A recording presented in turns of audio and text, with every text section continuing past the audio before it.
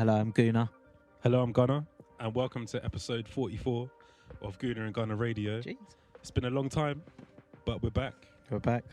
Lots to talk about as always. We're going to talk about the last couple of games, have a little bit of a chat about some Arsenal news, lots more. Let's get to it. So, Chelsea versus Arsenal. What's your thoughts? Welcome back, firstly. Oh, yeah. It's been a while. Yeah, lots happened. Yeah, a lot's happened. I think the last episode was probably, 2 years ago?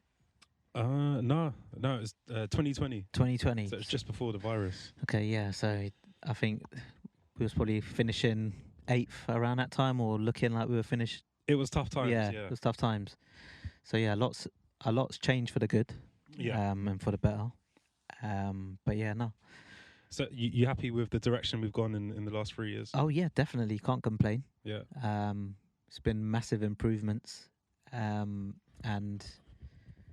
it's kind of where we want to be, you know. A lot of everyone was kind of crying for us to be challenging back in that top 4 position. And that's what we're doing. Well, from last season, or since last season. Yeah, I mean, I'm looking at the league table now, and we're 9 games in, and we're unbeaten, and we're joint second on 21 points behind them lot. So I think it's good. These are the sort of times that we were wishing for a long while. Now the only weird thing I'd say is we've not really been playing that well this season. Yeah, you're right. We've not really been clicking. No, we haven't. But I don't know. Is it the sign of champions? Well, they'll definitely. If it was Man City, then you could that tag will sort of get attached to them, or you could easily say that. Yeah. Because we're not. People always going to say, you know, oh, you can't say that because what have Arsenal won? But it definitely is the sign of a very strong team, because we've seen that last season, the amount of comebacks we had. Yeah. Crazy comebacks. Yeah. And then even this season, like you say, we're not playing, or games where we're not playing very well, but we end up getting the result. And that's a sign of champions or big team. That's what big teams do.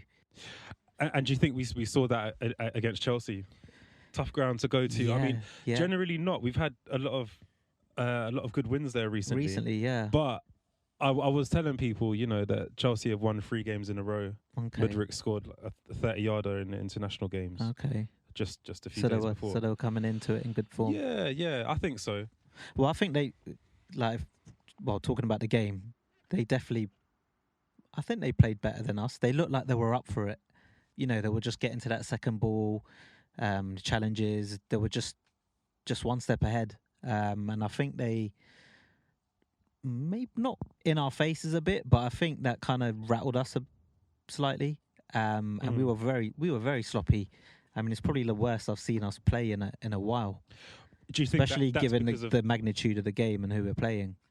Do you think Chelsea just done the right things to stifle us and throw us off, or do you think we're just out of form at the moment? Well, in terms of that game, because we have to talk about Sevilla after. It could be a bit of both, really. It was one of them nights as well. It was lashing down with rain, so it kind of been like, you know, the best sort of conditions to be playing. But yeah, but R9 never had that excuse. You've seen that clip of him flying around in the mud. Yeah. No, it's not an excuse, but I think they were the better team. Yeah. Look, they scored with a penalty, which was harsh. I mean, given letter of the law, it was a penalty, but in my opinion, it was harsh. And then the Mudryk goal, which was like a freak goal, really. And I don't know why, like, the pundits was kind of focusing on David Raya as if it was a mistake, when it was more. It was a freak goal, because you could see he didn't mean to shoot, he meant to cross, and it happened to go in. So just to jump in there, I actually agree with you there. I think Raya can't be in 2 places at once. So there's no elite coach in the world that's going to ask a keeper to stand on the line for a cross. Yeah, I think it was. They want them to come out. Yeah, I think it was Gary Neville, and he's been not going at him, but he kind of like was giving him stick in the last game where we played Man City game. Mm. Obviously, he's commentating on the game, and he was kind of picking out that he's shaky and he's nervous, blah blah blah. Yeah. And then that Chelsea game when Mudryk scored, it was like the first thing, if I remember, was like, you know, it was like it's an error from David Raya, and really it was just a freak goal. Raya's under a lot of scrutiny. Yeah. Let's touch on that after. All right, cool. So we came back and we got a point. That's surely a good point. Oh, not 2 points dropped. Amazing. That's the sort of game we would have lost last year. Like, and do you know what? I think you can lose morale on that sort of game as well. And I think we've come out of it boosting our morale. Yeah, 100%. It's almost like it feels like a win rather than 2 points dropped. So yeah, no, I think we did really well to get the 2-2. And do you think we got robbed because of the Jesus non-penalty? Right. I mean, looks like he got clattered. Yeah, it looked like it's definitely a foul, but whether they get given, you know what I mean? It's not like Stonewall. If we're going by letter of the law for the handball. And VAR, they've got the technology. So yeah. I don't know. I don't know. All right. Well, fast forward to the Sevilla game away. Tough ground to go to. I mean, they're more of Europa League pedigree. Yeah. But they've still got a really, really good record at home. And we just saw absolute magic from the Brazilians, especially Jesus. Yeah, definitely. He was kind of at the heart of everything going forward, him and Martinelli. A great goal, yeah. He's got his haters, Jesus. As most, I'd say more than half of our fan base want a new striker.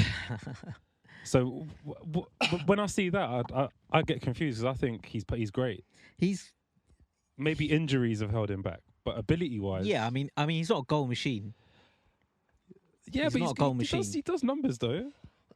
Oh, yeah. Like Champions League, he's got a lot of goals. Yeah, I'm not saying he doesn't score. I'm just saying he's not a goal machine, but he does, like, say if you wanted someone to add another 10 goals, another striker will fit that profile. Who? I'm just saying. Yeah. But Jesus gives you something else. He gives you additional things that maybe that other striker won't, isn't it? So it's that balance, really. I don't know. You can't say... I don't know. He might even do like because we are linked with Tony, and he might even do like a Ramsdale. Oh, I hope not for Jesus. That's a downgrade. That's a big downgrade. Well, this is the thing. You don't know if you get someone there who's scoring you like 30 goals a season. At what cost? Cost of Jesus. Yeah, because you just said because Jesus does more than just score goals. Because we saw that with the assist as well. That turn, it just opened up the whole pitch. Jeez, yeah. And then a lovely through ball. I don't know. I can't see Tony doing that. Yeah, could be. But then, no, I don't know. Maybe it'll be a change in style, or maybe it'll be they'll rotate. Certain games you'll see Jesus. Certain games you might see Tony or whoever. If we ever do decide to get someone in the near future. Okay. All right. Let's touch on David Raya then. Raya. Yeah, he's been all right. Yeah. Do you think Ramsdale needs to come back in? I don't think he needs to come back in. The manager's obviously made his choice. So Raya's his number one. So you can't start chopping and changing. Do I think it's harsh? Yes, definitely. But if the manager thinks that Raya's going to offer him more and improve us, then you're just going to have to go with it. Ramsdale's that people's guy. That's why everyone loves Ramsdale, which is why I think everyone feels a type of way about it. Yeah, plays for England. He's just that character. You know what I mean? He's a good guy. So I think that's probably why people are a bit more pissed off or not agreeing with, what's happened. Even in the media and stuff, it's like Ramsdale's a good guy. He's a likable character. So he's on my list though of players who last year I think got away with murder during the title run. He didn't have a good season, or maybe second half of the season. That final third. Yeah, he was. I think him, Partey. Well, I don't think he was bad. Can't remember who else. But Ramsdale weren't bad, but he didn't excel. If you know, like the season before, for example, he didn't like. Yeah, I think he was good. But I mean, keeper is harsh. I don't know. It's harsh on a keeper, right? Because if you probably go back on the season, they've probably like saved you 10 goals or what. But then that's their job. If you know what I mean, they're in. But at the same time, if they make a mistake, they're in. It's the mistakes that we don't need, like the Southampton one last but then, year. like, if we're talking mistake, Raya's made probably about 3-4 mistakes in his 4 games, or no, he started a lot more, but he's made a few, which he's rectified. He hasn't made a mistake that's led to a goal yet. I don't think. No. That's what's more important for me. That punch from the cross when it went behind the crossbar. That was it was good goalkeeping. One thing I have seen a difference with him compared to Ramsdale is his positioning. Like when the cross comes in, his positioning is so good. Raya, that's what I've picked up on. Like he's in the right place to collect that ball. So definitely his positioning seems. I think he's a bit of an improvement on Ramsdale, but again, it's like you said, it's a few games in. Yeah, long season, so Champions League. Ahead. Hopefully, we go to the latter stages. You got FA Cup, League Cup. You know what I mean? We're busy. All right, let's talk about 3 players that are under pressure from Arsenal fans. In fact, we do this every season. We pick some players to just support regardless, and we pick some players to just hate regardless. There's no form involved. It's just we like you and we don't like you. So, all right, Havertz. I'm a fan. I know. I'm a fan. I don't know, man. I understand. I get it. I don't know. I get it, but I don't. I think I was really confused those first few games. Because I thought he'd come in, for a little bit of height up top. But obviously, it seems that way. That was not the case. But even recently, when we've been bringing him on, it kind of seems. Now what is can panned see out? He looks like he's just going to be that man to, almost like, fill in the gaps, and make things work. He might not be a standout where he's taking on a few players or he's scoring a lot of goals, but I think he's gonna be that man who just gonna make things tick, because technically he's really good. He's got a good touch. He's a good footballer. If you look at like the core, he does the good things well. But I get it. He's kind of come in, biggish price tag. People are kind of they don't know what to expect where we're gonna play him. Like he should be contributing more to, what we're doing, and that's with goals and assists, which he's not really doing. But I think he's had a bit of a shit start. Obviously, the fans and everyone's kind of got onto him, so you could tell maybe 2 or 3 games ago his confidence was really low. But then he got that penalty goal, probably done him some good, and his last couple cameos have been good, where he's come on and that's what I mean. He's kind of come on and done the job. Yeah, goals have come from his knockdowns. That's what I mean. So he's not a bad player, but is he going to be that player that everyone expects or kind of wanting? I don't think so. He could be like. So you think he's going to end up a lot different to how those first few games are? Maybe in terms of position or performance. I don't know. It's hard to kind of put a position on him. I'm not really like. I'm starting to hear more people call to get him up front a little bit more. And his body language, he's like quite Ozil-esque, where he's very. Yeah, that doesn't go down well with. With football fans. But that's just. That's you need to be looking angry. Running around.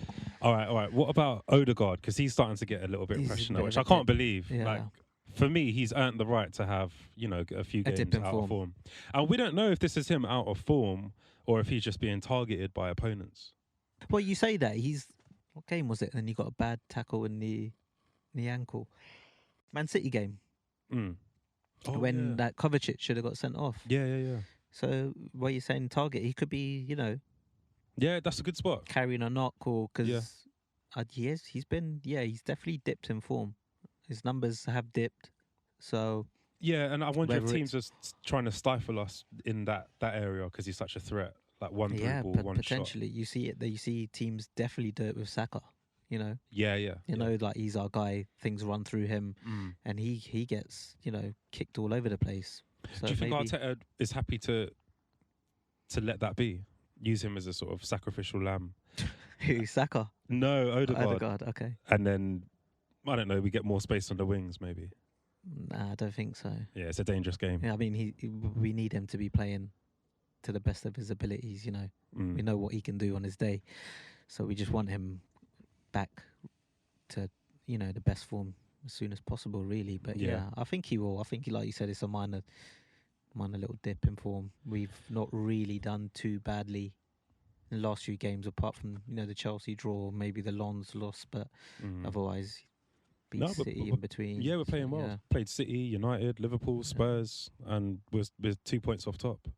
Still unbeaten. Okay, and what about Nketiah? He's definitely under pressure from Arsenal fans. Oh, come on. Look, I think... No, it is getting harder to defend him. Yeah. I like Nketiah, but Me too. I get it. He needs to... you kind of want him... When I see him come on sometimes, it's like, I just kind of feel that he needs to be doing more. Yeah. And he can do more, because you've seen it in some games where, he looks a threat, he looks a handful, he's chasing the keeper down every ball, like and you know what he can do in the box, like I rate Nketiah with his finishing, like he can finish. But this is what I mean. Like, let's say we brought in another striker, who would you rather? Well, look, now, who would you rather? If we're talking about Nketiah and then you bring up Tony, I'll say, all right, I see what you mean. Yeah, there you go. Even Balogun, Jesus, even the Balogun decision, it is obviously like Nketiah was the man. Maybe Balogun, obviously he wanted to. Yeah, I wasn't happy with the Balogun decision. He wanted to play games, so I think Arteta's still a bit slow to experiment with different players. New players, yeah. Because we're not really seeing Nelson. He's doing quite well as well. Balogun, he's not. Yeah, he's still getting his goals. So. He's getting a lot of goals. Yeah. I mean, Nelson he brings on, but I get it. He's not starting him. No. Or he's not getting the start. But I'm glad he stayed, Nelson. So yeah.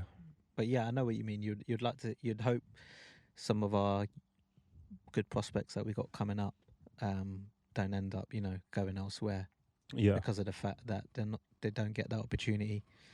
Because you saw what Smith Rowe and Saka, they got the opportunity, and then that was it. Now look at where Saka and Smith Rowe are. Yeah. So. All right. What's your thoughts on Jorginho and Partey? I know Partey's injured at the moment. Do you think Jorginho is doing a good job of filling that gap that Partey's left behind? By the way, Partey, like I said earlier, he was on my list of players who I think got away with a lot in that last third of the season. Fans never said a bad word about him. Who, Partey? Ramsdale. Yeah, Partey. Yeah. He's a fan favourite. He is, yeah. I don't know. I'm not going to say I don't rate him. But do I think he's been good? No, since he's come. Like I wouldn't class him.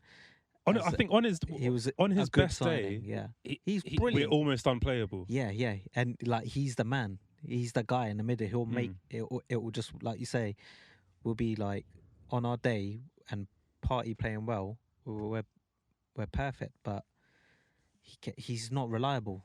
Nah. And another injury now. He's not reliable. So you might get like 4 games in the season where he plays to the Thomas Partey that everyone was expecting when he came. Other than that, like he's been average, in my opinion. Yeah. So, and Jorginho is a good side. Like I'm glad we got someone like Jorginho, given that we let go of Xhaka, because I miss Xhaka still. I would love it if we had like Granit Xhaka in the squad as a rotation. But do you think that's why we're not playing well? I mean, we're doing well. We're high up the table, but we're not playing that well. We're definitely gonna miss his presence.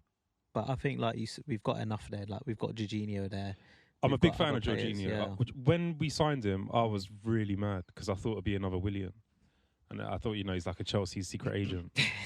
But after seeing some of the plays and some of the ways that he plays, I'm really impressed. Yeah, I think he also offers probably a lot more as well behind the scenes with his character experience. Oh, like El Neni.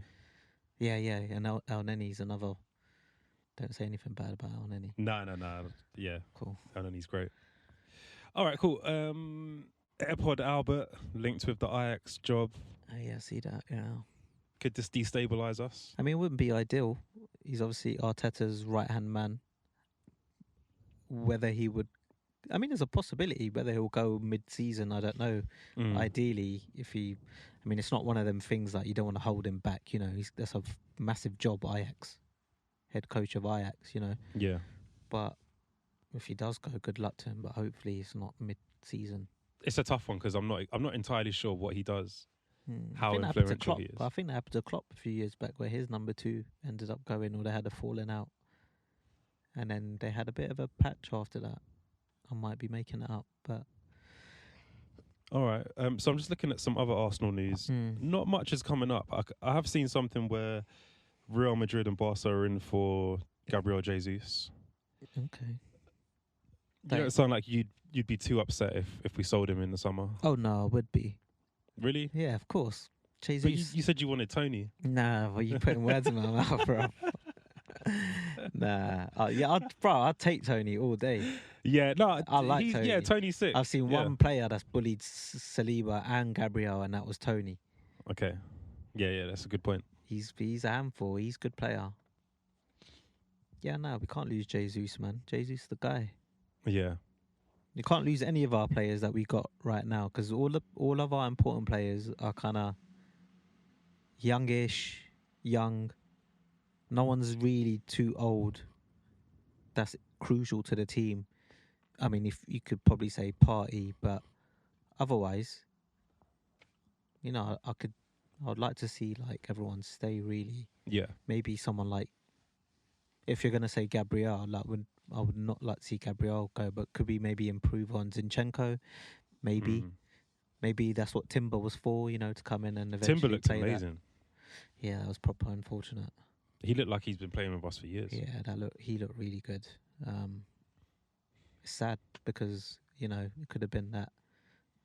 It could have made a massive difference, given like how we've already started the season well. So imagine if we had him as well. Yeah, could have been maybe another 3 or 5 points. Definitely. I wouldn't be surprised at that. Yeah, so. All right, before we do our Sheffield United preview, let's do a quick rival watch. Where's Sheffield United on the table? They're at the bottom. They're one of the worst Prem teams ever so far. They're at the bottom? Yeah. All right, cool. Probably going to get a win then. Yeah. That was in them. Oh, yeah, that's typical of Arsenal. Well, it used to be, not anymore. All right, so Tottenham, they're flying high. They're unbeaten. Jeez. I mean, sure, they're going to start bottling this at some point, surely, right? You never know. Whoa. You can never say never, right? I mean, it will just be typical for Tottenham to win something this year. I'm not saying the Prem, but win something the season after Harry Kane leaves. You know, it'll just be typical. So would I be surprised if they win something this year? No. Because of that, it's like they're going to win something now that Kane left. It's just typical. It's going to happen. That is how football works. Yeah, but hopefully, I think they will fall off, but then it all depends on the other teams. I mean, if it becomes a 1 or 2 horse race, depending on who that other team is, then it might become easier. You get more confidence. It's not like you have to have a better squad than somebody else. In most cases you do, but you never know. City have a really shit season, but I doubt it. Well, City have lost twice. But then they're missing. They've been missing key players. They're missing. Well, Rodri's back now. Yeah, De Bruyne as well. So yeah, but De Bruyne's a big loss. You can never rule City. City could be like 15 points behind with and they'll still make it up. So yeah. In City, you can't say no to City. And what about Liverpool? They were one of the top teams. Liverpool, yeah, Liverpool look alright this season. Yeah. Obviously, they're not looking like the Liverpool of old, but. Nah, I think they're going to be there or thereabouts in terms of like that top 4. Yeah. So I think we just need to be consistent because it looks like it's going to be a bit more competitive this year. A 4-horse race, it's looking like. 4, 5. Where's Chelsea? So Chelsea are 12 points. I mean, they're already 9 points behind us. But it's a long season, man. It's a long season. That's not 9 points is nothing. Given that how many games we've played? 7? 9. So we're exactly a quarter of the way through. Yeah, that's nothing. No, we're almost a quarter of the way. All right. A quick word about Villa. They're doing well. Is that the real Emery that we signed them for? Or do Well, you look, think he's he's having a bit of a fluke? Nah, he's a good coach. He's a good manager, but I think the circumstances, the time, everything just wasn't right for him. Mm. It just didn't work out for him. Yeah, I agree. Let's say you like Arteta. I hope this doesn't happen. But we go through a shit spell. Next 2 seasons were terrible, and then we bring in Emery. Forget Emery ever came to Arsenal before, but we bought someone like Emery. I don't think anyone would complain. Would probably be excited to see what he could, what he could bring and what he could do. So, well, we're now one of the biggest spending teams in the league. Yeah, it's mad. It's mad how things have changed. So like statistically, we should be winning things this year. But It's a lot of pressure, for us to be. We've, like you said, we've spent a lot. The other day, I was thinking to myself, like, maybe like, are we moving too fast? Like, is Arteta, like, let's say last season, did we? I was just thinking, like, did he think that we would be where we finished last season and the season that we had? Yeah. If not, did we? Then we overachieved, right? So then, like, I know he's got this plan, whatever, this is phases that we're in. But then could, like, basically our performance last season, could that have fast forwarded things and maybe us doing, I don't know, like, I can't explain it. Are you thinking about the Rice transfer? Yeah, the Rice transfer, yeah, everything. We spent money. The only thing is that, like, are we trying to, like, punch at that weight too quickly almost? Like, have we got there too quick? I don't think so. I think where we are today, we were supposed to be when Ozil came. Because this is, I think, what we're seeing today started not really. 06. Yeah, but not really. But we weren't really spending money then. We spent 100. We spent. No, because that's what I'm getting at. I think when we got moved into the new stadium, they were looking at about 2013, 2014. There's an old quote where they're saying, we'll be spending the same as Madrid by that point. Yeah, but then City came, and then oil money started flooding in even more. And I think that set us back a few years. I don't know. Like, Liverpool got nice owners, and they started spending. I don't know.